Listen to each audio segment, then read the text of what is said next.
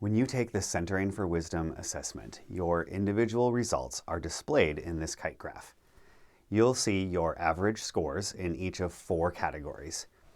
You can think of this graph as a visual way to represent the field of your awareness, and the 4 categories are different kinds of thoughts that float down the stream of your conscious awareness.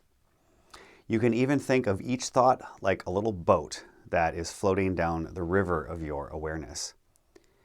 These boats can be divided into 2 broad categories: thoughts and feelings. For this video, we're going to explore the thoughts, or what I call the judging mind. Now, if you're practicing centering meditation or mindfulness, you already know that your judging mind is always at work. It's constantly categorizing things, experiences, and people as good or bad, worse or better. On one level, this can be a good thing. We have to make judgments in order to live our daily lives and to be successful in the world. Your judging mind only becomes a problem when you get hooked into comparing yourself as better or worse than others. Once you add that layer of judgment upon your experience, you start to create a sense of separateness and division between yourself and others. This leads to poor decision making that can undercut your effectiveness at work and your satisfaction in relationships.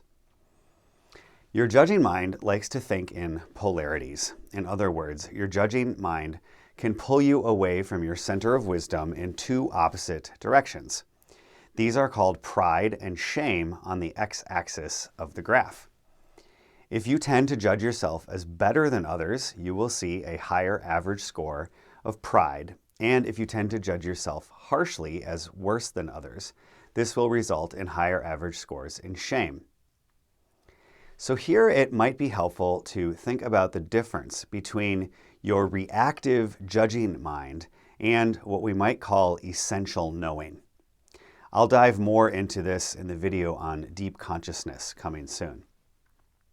Essential knowing exercises discernment, notes differences, and makes decisions about what to do. By contrast, ego-based judgment, or the judging mind, always carries a certain negative emotional charge. Its primary function is not to discern, but to create distance or a boundary. You might find it helpful to come back to this affirmation, which is also available at centeringforwisdom.com and in my free ebook, and you can even use it like a mantra. All persons are of equal dignity, value, and inherent worth. I am neither better than nor worse than any other person. These practices are truly not all that difficult.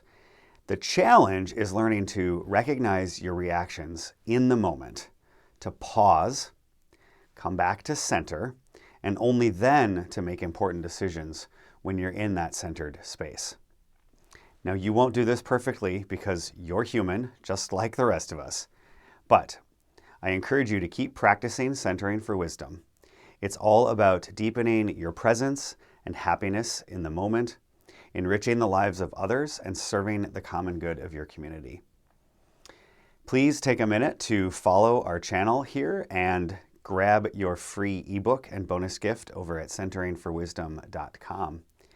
Peace, and thanks again for watching.